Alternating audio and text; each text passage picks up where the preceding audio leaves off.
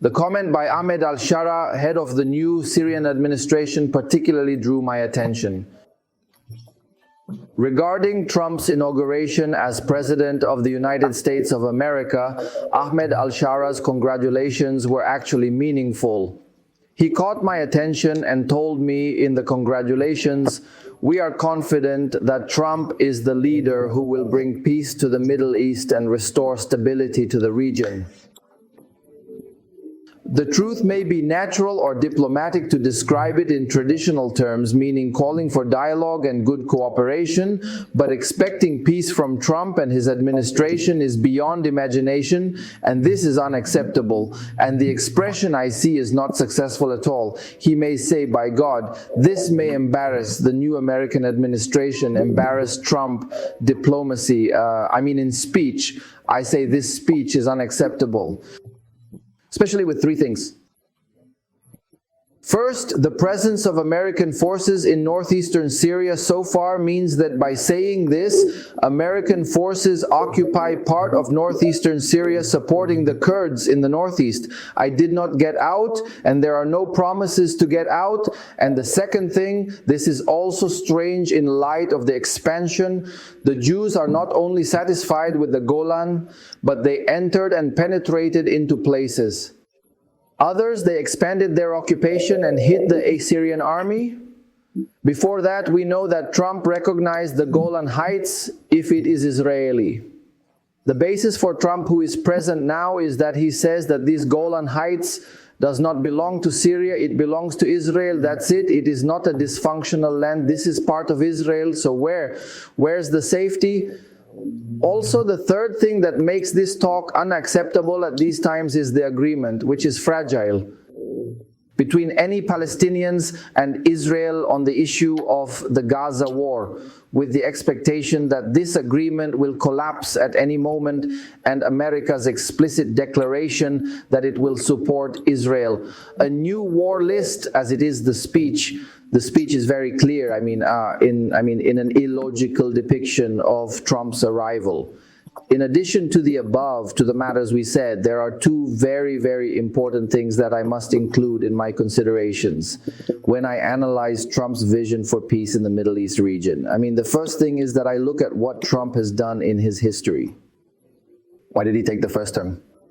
When he was caught from 2017 to 2021, what did he do in this area? What did you do in the Middle East? What did the Zionist entity do in Palestine? What did the Zionist entity do in this country? The issue and the second need that I look at are his statements, the 1,000, the inauguration ceremony, and before the inauguration ceremony, and the decisions he made immediately after the inauguration ceremony. While he has the events in his hands, what did he do in this matter? The first for Trump's history in 2007 until 2021 is, question, I gave Israel what no president, no other American president did, and he was honest. He helped Israel as no American president before Trump had helped it.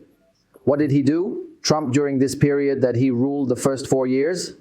The first thing was on December 6th, 2000 AD 17, meaning in the same year in which he took office, he recognized Jerusalem as the capital of Israel.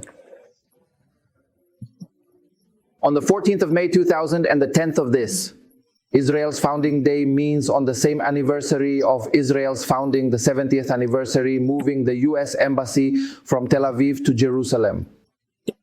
The third necessity is recognizing the settlements, even if they aren't on occupied West Bank and Gaza lands. These settlements are on what is deemed Israeli land, not occupied territory. The fourth requirement is recognizing Israel's sovereignty over the Golan Heights. For Ahmed Al-Sharaa, this signifies Trump's formal recognition of the Golan Heights on March 25th, 2019. He declared that the Golan is part of Israel, not Syria.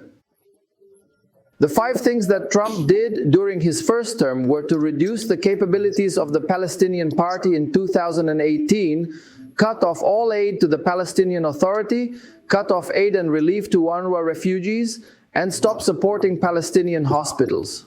The 6 that are present in East Jerusalem, and the 6th need that Trump did during his rule is to support the implementation of relations between Israel and the 4 Arab countries with the UAE and Bahrain on 11/9/2020 AD. and with Sudan on 10/23/2020 AD, and with Morocco on 12/10/2020 AD. All the words I said are other than the normal traditional American aid, which is arms aid, which was continued in the years before him under the American presidents before him, during his reign, and during the Biden reign. I mean, this is something that is triggered periodically, and of course Israel is the country that receives the most aid from America in the entire world. This is historical. As for his inaugural address, did any of his inauguration speeches address the Palestinian issue? All his speeches were biased against Palestinians and Israel's prisoners and questioned the continuation of the truce. The second need is also very strange in his words. He expressed his great admiration for the strategic Gaza region, meaning he says that it is the region that has a unique geographical location and good weather, as if he is hiding it from the Palestinians and wants to take it and possess it to his Jewish friends. I will start admiring this cause and prendre les applications may remain very serious in the future. The need he did is also very, very clear. He took a decision and implemented it as soon as he took some of the first decisions he made to lift sanctions on the Jewish settlers who attacked Palestinians during the Biden period. In his reign after the war, after what happened, October 7th, Al-Aqsa flood. There are some Jewish settlers and some bodies that encroached on Palestinian villages located in the West Bank. Biden, as a kind of balance so that the world can move forward, or sanctions are imposed on them. These sanctions include preventing them from obtaining a visa, which does not scratch a visa to America, preventing Americans from dealing with it financially, and freezing their financial assets in America if they have money in American banks. Trump BBB campaign, after what is stated, listen directly. All these sanctions that Biden imposed on these Jewish settlers, and His Highness Trich, the extremist Minister of Finance, shared with him. The Jew said that this meant Trump lifted an injustice that had happened to Jews for too long. And therefore he supports this issue, and perhaps this speech or this situation is what prompted the Jews directly during the inauguration ceremony and after it to storm the West Bank with the army. The entry of Jenin, the death of M, and a number of martyrs, of the Palestinians killed in this matter, a number wounded and moved, and this is right after Al's speech. The connection between the two is very clear. Trump violin in speeches, his inauguration promise to complete the deal of the century, which is the completion of Israeli normalization with Arab countries, and of course especially Saudi Arabia and Syria, maybe in the near plan. And unfortunately, the streets comments are heading in this direction, with the Golan still being occupied and with the fact that the Syrian army is approaching Dimar. For multiple weeks, we saw this approach towards the Jewish religion. Be mindful, our brothers and sisters, do not be misled by Trump's words. He claims he will seek, he will strive. Bringing peace in the Middle East region and preventing wars is actually not wanting war in the land of the Middle East because they do not want to, preferring to pay for the machine. The Israeli military, money from the American treasury to strike the Palestinians in Gaza or the West Bank. He does not want that, but he really wants a war that stops, but without costs. He will not do it if he silences the Palestinian people as much as he can, without queue, without a fight, through things. It does not even include the two-state solution. It is even in the words they say, the advisors in his administration are aware that he has not proposed the two states. This may be difficult.